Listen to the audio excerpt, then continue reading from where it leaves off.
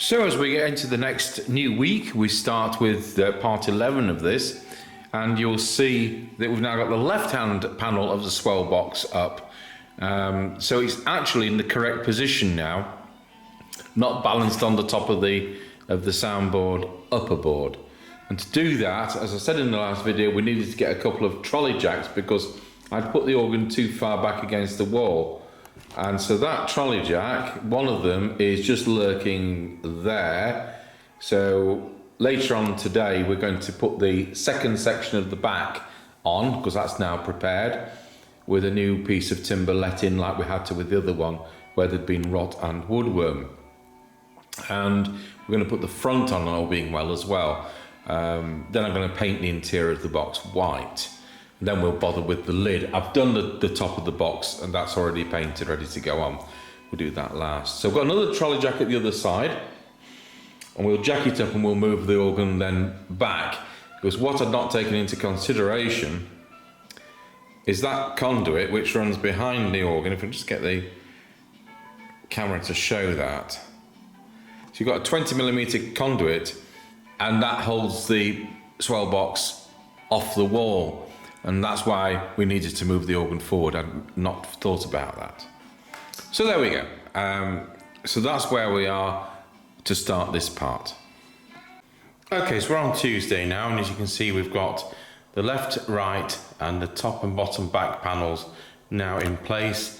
And not only have we got the primer paint on, but we've also put the gloss top coat on. So that's where that stays. And I've also painted the top of the Swell box, also painted the front of the Swell box. We'll do the shutters later, at a much later date. So I'm just going to let the paint dry. It's touch dry, but I don't think we're going to attach the front today. We'll probably leave that to tomorrow evening so that it's had 24 hours to dry. So we can probably put some of the rack pillars in for the back, and some of the fittings back on the inside, which I took out the board-on pipe stays. So I think we're going to find some of the board-on pipes out, and we'll start cleaning those. Right, well, before we put that Swell box front on, I think we'll put these conveyances in. So if we look at these pictures, the base side, the left-hand side, with 3 conveyances that go before the upperboard, so, sorry, straight from the upperboard, before the rackboards, straight into the side of the Swell box, which is grooved through, as you will see in a moment, and on the right hand side the same. So when it's put together, we've got those pipes stood off and the same there. So that's how that works. So that's what we're trying to achieve. And so these are the conveyances. I've got them out. And these will all be numbered where the labels haven't fallen off. So that one, it says, because the job number DO4022, Louth, Swell B3, so that's base and the third one. So I'm going to clean those, and then we're going to glue those into position. So I've temporarily put a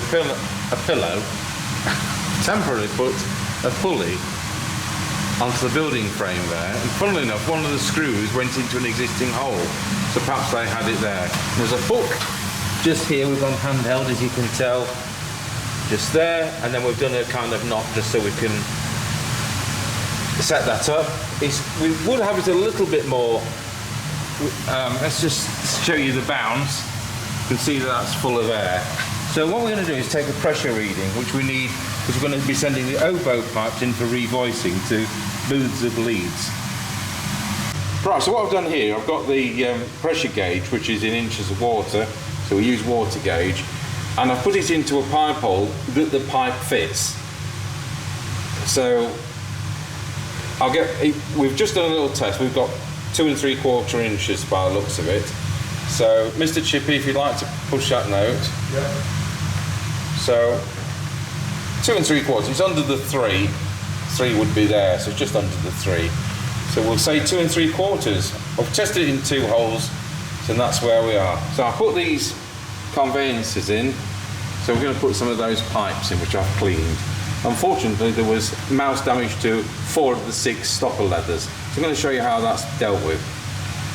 Right folks, so I found an offcut of leather which is the right thickness, and it's very, when I've checked it with the micrometer, it was about 0.7 to 0.9, and that's about what this is. So I did just check that. I don't know whether we can see, but let's have a see if that, I don't know, let's move the viewfinder. What was it? Fine, a lot of good. So I've got 0.7 showing there, which is where we'll take it from. Because I don't want to put it in too thick, or we're going to end up splitting the pipe. And we would have to glue and screw that. We've got one of those like that. Let's check that this is actually sound, which it is. So this is leather I've had in stock for 20 years. You end up with offcuts, and it's very expensive. And you think, well, as a pecking order, you know, the highest quality for the pallets, and by the time we've got an offcut which has been around 20 years, it's ideal for the stopper leathers. I mean, even a piece like this, you know, you'd probably talk about £6. So, I wish I'd cut it out with scissors now.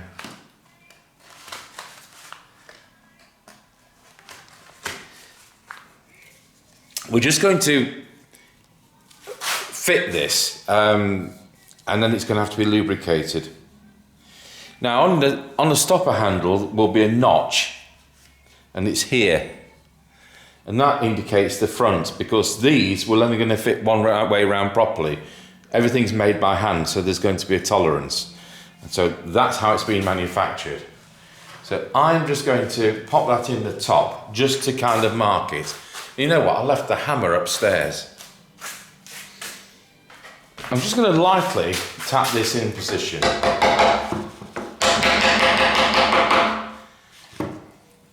I just want to see where it is. You know what, you can't see that from there.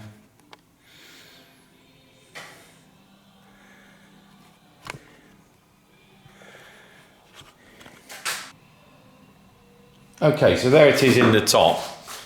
So I'm going to take it out of the top, and hopefully it's marked a bit on the edge. There's two things we're going to do, and you may think, what is he doing? Right, we're actually going to use Bostik impact adhesive. We could use the animal glue, but it's not necessary. And the reason is, I'm just going to put pop a bit of it on here, like that.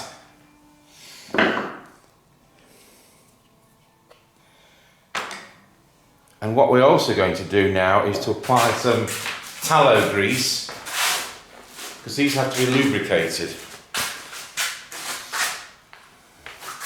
We've got this horrible tallow grease which stinks to high heaven.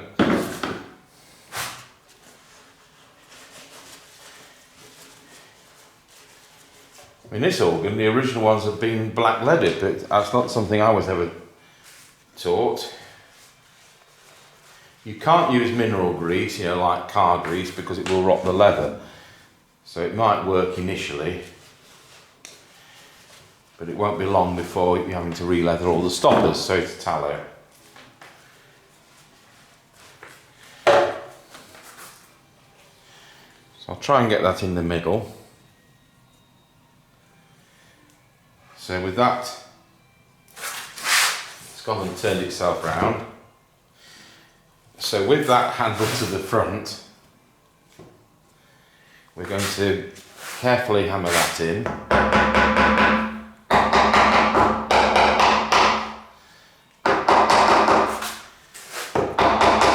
And then when we get to a particular point, which is going to be about there, we're going to cut round that leather.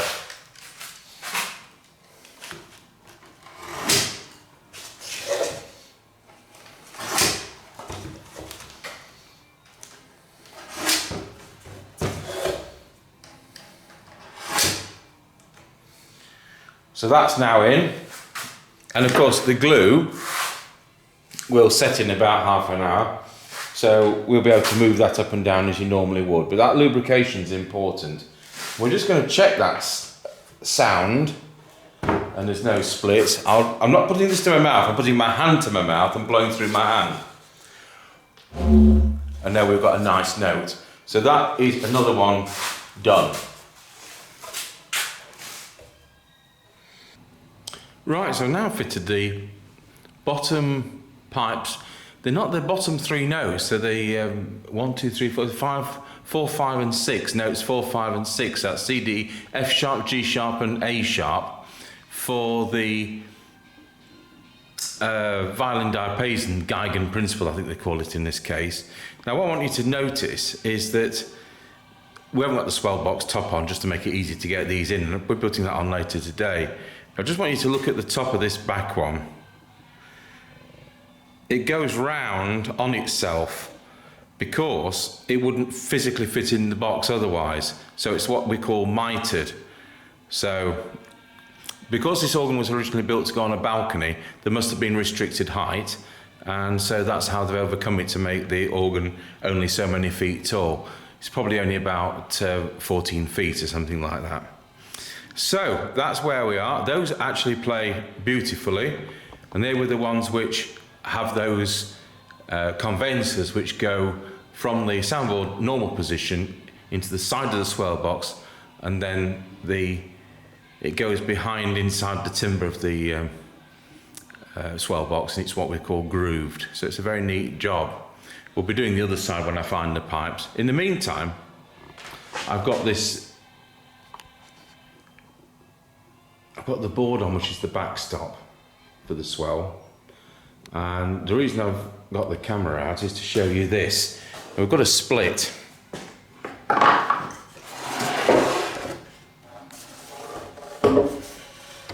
Let's just get the camera in a position where we can all see it. Now, where's that split? Oh yes, there it is. Look at that. So what we're going to do is we're going to fix that split. So it goes about 9 inches. Because when I hammer the stopper into there, of course it's going to split even further. So what we do, we're going to drill for a suitable screw. And looking at the width, we can get a number 8 screw in there. So I reckon 1.25 inches, number 8. So that's what I'll go and find, and we'll drill appropriately. Right, here we go. Drop screw on floor. So these have been drilled to clear the body of the screw, not so that they are forced in, and then a pilot hole to the extent of the screw, just 2 millimeters, because we don't want the wood splitting out. So this isn't like you see some builders do, where they don't drill for anything and just force a screw in. So the next thing we're going to do is, using modern PVA adhesive, we're just going to put that down the length of the crack. We're going to open that crack up. That screwdriver will do nicely. There we are, we've opened the crack up.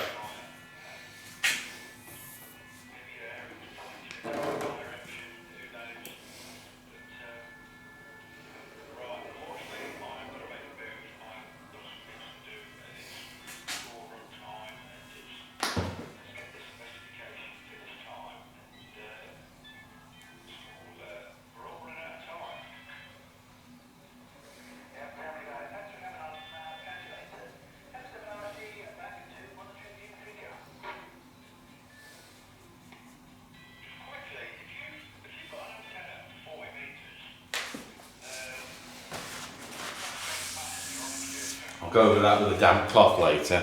So we'll take the screwdriver out.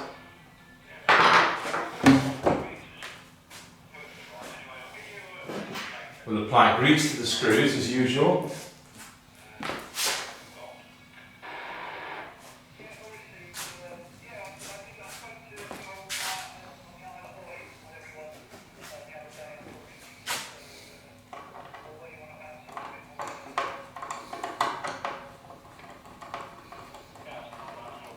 And we're always going to start at the lower end of the crack.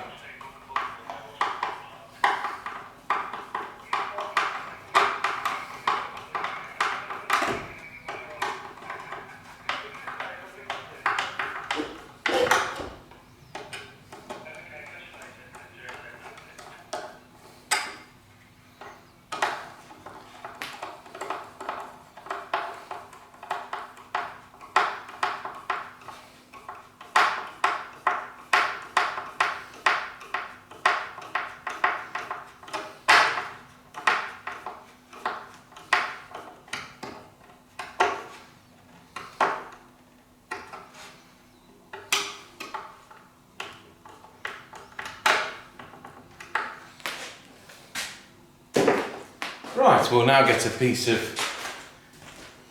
something with some water on it. Now we're not going to try and put a stopper in there for 24 hours. I'm going to have to order some more leather. No more offcuts, and there's a lot more either mouse damage or just plain worn out rotten. It's over 150 years old, isn't it, this organ? So this is what happens. This is a position where you do want a modern adhesive. And there we have it. A neat repair to a split.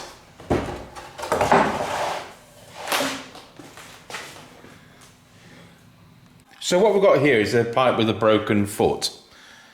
These kind of things can happen in transit. Now, I suppose we could make a new foot on a lathe if our lathe was working, and that would be the matter. You would then have to drill out the bottom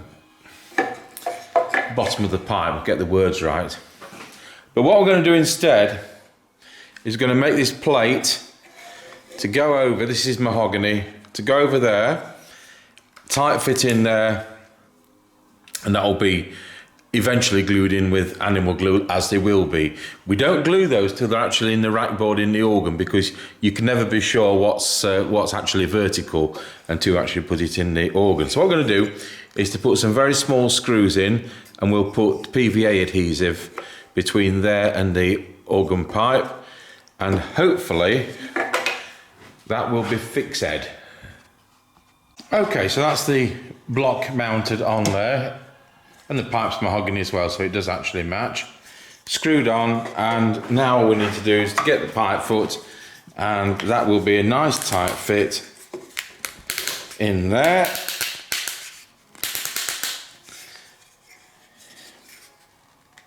When we did our conical organ, which had come from a closed chapel and the organ had been vandalised, I had every every stop diaphragm and every harmonic flute pipe, all wooden ones, every single one of them was smashed like this. And although we gathered all the bits up off the floor, we were a few caps missing, and I had to make the odd side, but it's all original, and it's just been put back together. Now, when I blow down this, and again I'll blow through my hand, not the actual foot, it hasn't got the stopper in, so it's going to sound wrong. I'll see if I can replicate the stopper. There we go. So that's the note. So that's another pipe done. Okay, so we've just put the Swell box front on, and we've put the Swell box top on, but we haven't screwed it down. We need to get some longer ladders up, because believe it or not, it's screwed down from the top on the left, right and back, and then it's screwed down through the front. So we've got the three pipes which are stood off on the left, that including that mitered pipe at the back. So those floating in midair at the back are C, D, F sharp, G sharp and A sharp in the bottom octave for the violin diapason. And then the three pipes we've got in the back, we've got bottom C, I'll correct myself, Tennessee, because it's a Tennessee stop, it's the lowest pipe on that rank. So that's C. We've had to tune that.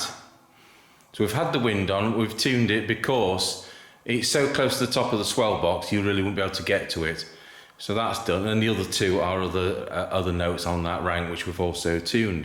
So that's where we're going to leave it, and this is the end of this part. So again, I hope you've all learnt something, and I think next week, I took the oboe in for revoicing to Leeds today, so that's really what I've done all day, driving 90 odd miles up there, and so I've left that with the pipe makers. And we're going to concentrate on getting 3 ranks of pipes in the swell, and then they're out of the way, out of the storage area, and then we're going to be putting, it'll be that rollerboard down here, which we've been working on. Then we can connect the trackers between the soundboard and that rollerboard. Once we've done that, we'll be putting the key action in. So that's all heading towards, coming towards the keyboard, but it all needs stripping down and redoing. So there we are, end of this part. Thanks for watching.